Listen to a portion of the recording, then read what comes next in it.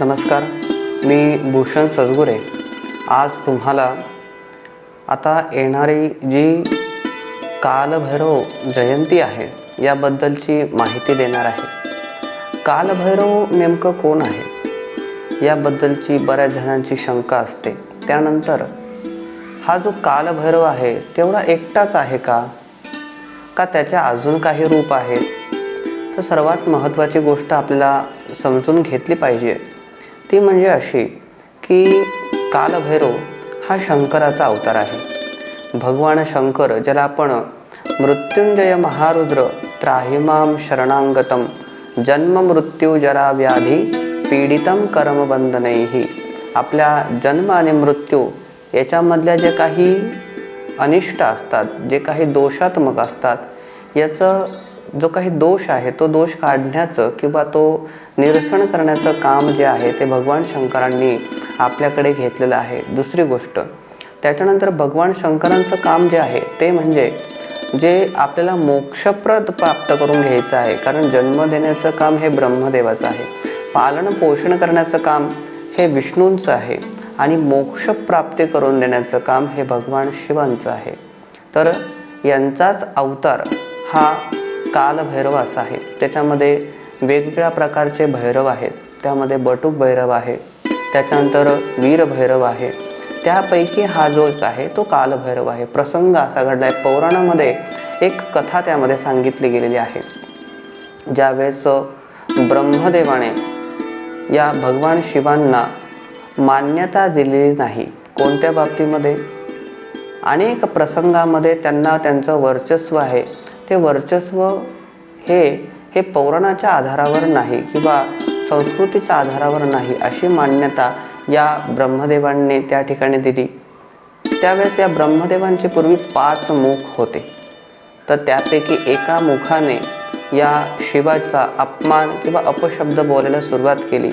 त्यावेळेस वेदांनी देखील या ब्रह्मदेवांना सांगितलं की हे जे शिव आहे, हे जे शिवतत्व आहे, हे शिवतत्व प्रत्येकाच्या जीवनामध्ये प्रत्येकाच्या स्वरूपामध्ये किती महत्त्वाचं आहे आणि या शिवांची मान्यता काय आहे ही सर्व परिस्थिती सांगून सुद्धा ब्रह्मदेवांच्या एका मुखाने त्यांचा अपमान करणं किंवा वेदाचा अपमान करणं सोडलं नाही। त्यावेळेस भगवान शिव अत्यंत क्रोधिस्थ अवस्थेमध्ये झाले आणि त्यांनी एक अवतार निर्माण केला आणि त्या क्रोधावतारामध्ये त्यांनी कालभैरवाचा अवतार प्राप्त झालेला आहे।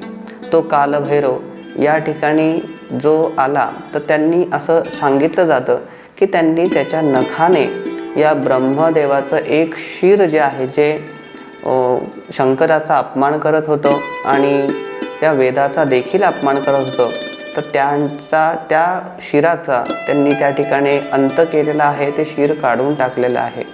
तेव्हापासून ब्रह्मदेव हे चतुर्मुखी झालेले आहेत। हा एक कालभैरवाचा अवतार त्या ठिकाणी सांगितला गेलेला आहे। आता ही जी काही कालभैरव जयंती येते आहे, तर या वेळेस काय करायला पाहिजे हे देखील तितकंच महत्त्वाचं आहे। प्रत्येकाच्या मनामध्ये शंका असते की हा शंकराचा अवतार आहे, शंकर हा आनंद देणारा आहे, आपल्याला समाधान प्राप्त करणारा आहे। ब्रह्मदेव हे ब्रह्मलोकात राहतात, शिव हे क्षीरसागरात किंवा विष्णू जे आहे ते क्षीरसागरात राहतात, मात्र शिव असे आहे की जे पृथ्वी तलावर सांगितले गेले, जे कैलासावर त्यांचा वास आहे। तर त्या ठिकाणी हे पृथ्वी तलावर राहणारे आणि पृथ्वीलोकावर अत्यंत प्रेम करणारे देवता म्हणजे शिव सांगितला गेला आहे। आणि त्यांचाच अवतार जो कालभैरव आहे, त्याच्याजवळ एक श्वान म्हणजे कुत्रा आहे, जे काळ्या कलरचं आहे, काळ्या रंगाचं आहे, त्याचं सुद्धा तितकंच महत्त्व सांगितलं गेलेलं आहे। आणि ज्यांना असं वाटतं की आमच्या घरामध्ये काहीतरी नकारात्मकता आहे किंवा आमच्या घरामध्ये काहीतरी दोष आहे, या दोषाचं निरसन जर त्यांना करायचं असेल तर हा कालभैरवाचा जो दिवस आहे, जयंतीचा जो दिवस आहे, तो अत्यंत महत्त्वाचा मानला गेलेला आहे। त्या दिवशी जर आपण आपल्या घरावरनं एक कोरडं नारळ उतरवून कालभैरवाच्या नावाने आपण जर वाहत्या पाण्यामध्ये ते विसर्जित केलं, ते देखील आपल्या घरासाठी अत्यंत शुभकारी राहतं। त्या घरातली जी नकारात्मकता आहे ती नकारात्मकता ही निघून जात असते। त्याच्यानंतर मागेही मी एका व्हिडिओमध्ये बोललो होतो की घराच्या बाहेर हा काळा कापूर जाळला पाहिजे, त्याच्याजवळ एक लवंग ठेवली पाहिजे. ती जरी आपण या कालभैरव जयंतीच्या दिवशी केली तरी आपल्या घरामध्ये सुख शांतीही लाभत असते.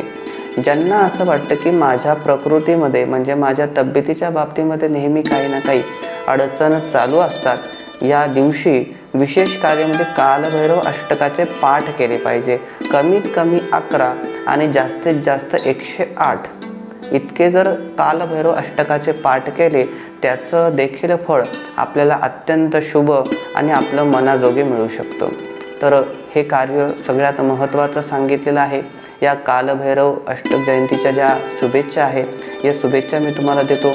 हा व्हिडिओ तुम्हाला जर आवडला असेल तर जास्तीत जास्त लोकांपर्यंत शेअर करा, लाईक करा आणि सबस्क्राईब करायला मात्र विसरू नका.